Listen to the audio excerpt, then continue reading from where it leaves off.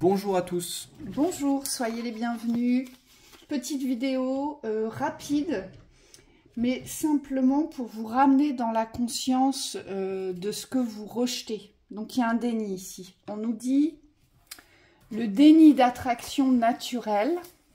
Donc je fais un déni de mon attraction naturelle parce que je choisis le genre qui me rassure, le genre d'une personne.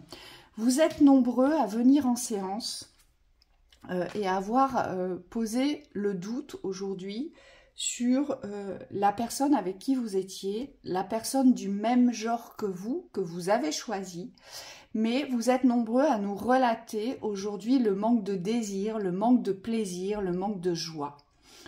Et ce qu'on a vu avec Thibaut aujourd'hui... Parfois c'est inconscient. Parfois c'est inconscient, mais ce qu'on a pu constater, c'est qu'à chaque fois vous étiez attiré par le genre opposé, mais vous le rejetez parce que le genre opposé vous fait peur. Le genre opposé vous a trahi, vous a rejeté, vous a fait, si je puis dire, vous savez, les pires misères.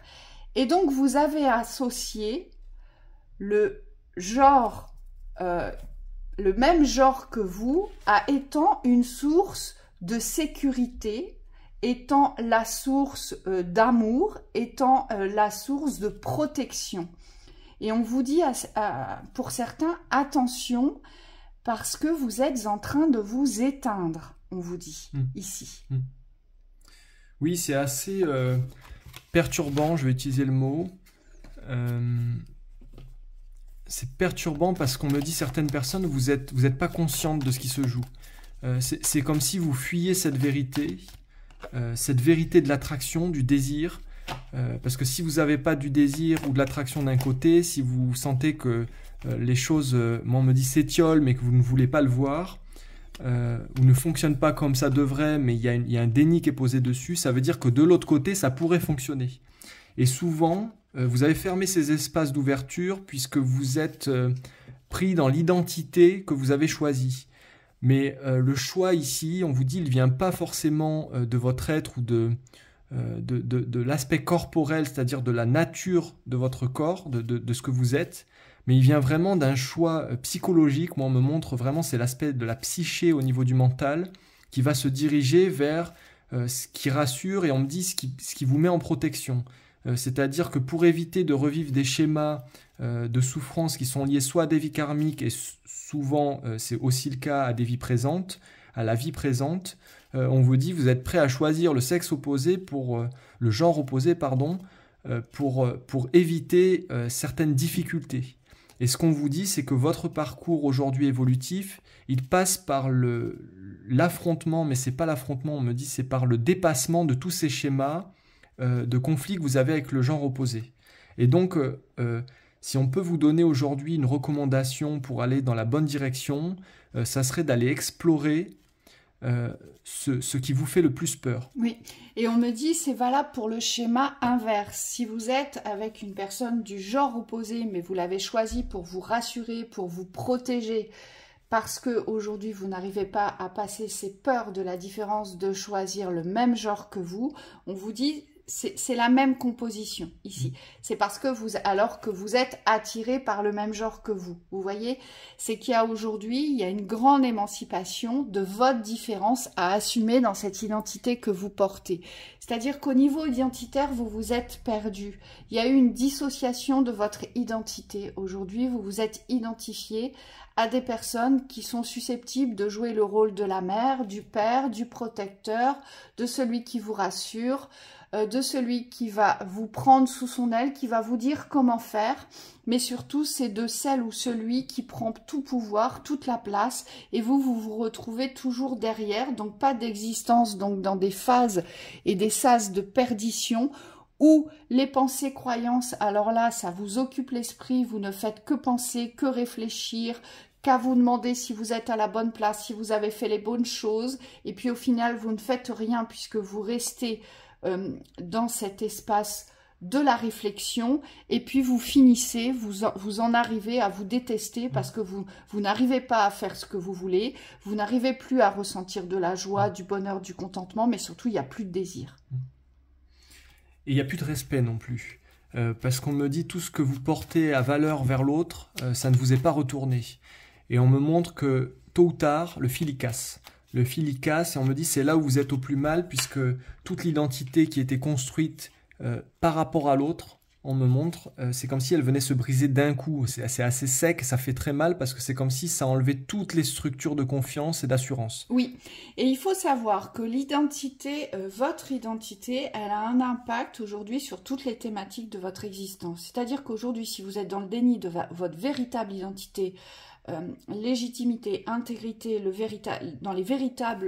la véritable écoute de vos besoins propres qui représentent votre personnalité, eh bien, ça va se répercuter dans le monde professionnel, ça va se répercuter dans la sphère familiale, dans la sphère amicale, où vous êtes désidentifié.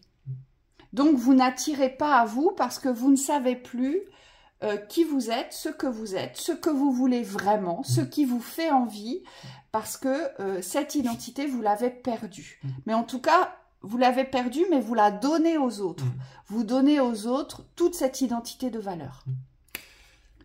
Pour résumer, on me dit c'est comme si le passage de l'adolescent à l'adulte n'était pas encore finalisé. C'est-à-dire qu'il est important d'explorer son identité, de se découvrir, de faire des expériences, de parfois se tromper. Et on me dit l'important c'est d'aboutir aujourd'hui dans la construction de cette identité. Et donc pour ça, on vous dit c'est aussi revenir dans la rationalité de votre expérience. Aujourd'hui, est-ce que votre expérience a du sens? Est-ce qu'elle en a toujours par rapport à l'instant présent? Ou est-ce que c'est simplement la prolongation de ce que vous avez initié? Et on me dit il va être important pour vous de poser un bilan conscient dans le présent de la relation que vous entretenez aujourd'hui à un autre ou à vous-même. Et on me dit, plus vous allez revenir dans cette rationalité de l'expérience que vous êtes en train de vivre, et plus vos choix et vos décisions vont s'éclaircir. Et là, c'est en lien avec toutes les belles cartes que tu viens de tirer. C'est ça. Aujourd'hui, il y a une maîtrise de la vie à vous réapproprier. La maîtrise, c'est pas le contrôle. C'est reprendre les rênes de son existence dans sa propre identité. Donc, par rapport à ce que je sais, et surtout concernant ce que je suis. C'est ça la maîtrise ici. Et donc forcément, quand on reprend les rênes de sa vie, on s'apaise. On a moins de contrariété. Le mental arrête de se questionner parce que, pourquoi? Parce qu'il se laisse aller dans le flot de la vie. Il accepte le flot de la vie aujourd'hui. Il accepte ce qui est, ce mental. Oui. Et donc, il n'y a plus de source de perdition puisque la vie jaillit, la vie renaît. Je suis dans la pleine renaissance de mon existence. Pourquoi? Parce que je prends ma place dans mon existence. Il n'y a plus de honte qui est posée par rapport au « je suis ». Souvent, si vous avez la tête qui vous fait mal, que c'est gonflé dans les pensées, que vous êtes obstrué dans vos pensées, on me dit c'est parce que le « je suis » n'est pas dans l'acceptation. Il n'y a pas de pète posée par rapport à ce que vous êtes. Et on me dit il n'y a pas de honte à être ce qu'on est, parce qu'aujourd'hui, on me dit tout le monde est différent et tout le monde possède des caractéristiques qui lui sont propres. Donc il n'y a pas de comparaison à avoir, il n'y a pas de réception, on me dit, des schémas limitants vis-à-vis des autres qui peuvent être projetés vers vous, notamment dans les domaines familiaux. Aujourd'hui, le plus important, c'est vous de vous reconnaître dans ce que vous êtes, que ce soit au niveau sexualité, l'identité sexuelle, l'identité corporelle, les attirances. On me montre tout ce qui est attrait à l'identité aujourd'hui. C'est comme si ça devait vraiment être apaisé à l'intérieur de vous.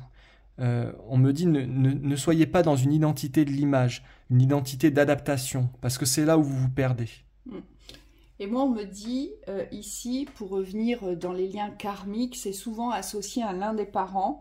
Alors, soit vous allez choisir le genre opposé, et ça va être, si je puis dire, le copier-coller des attitudes de votre père, d'accord ?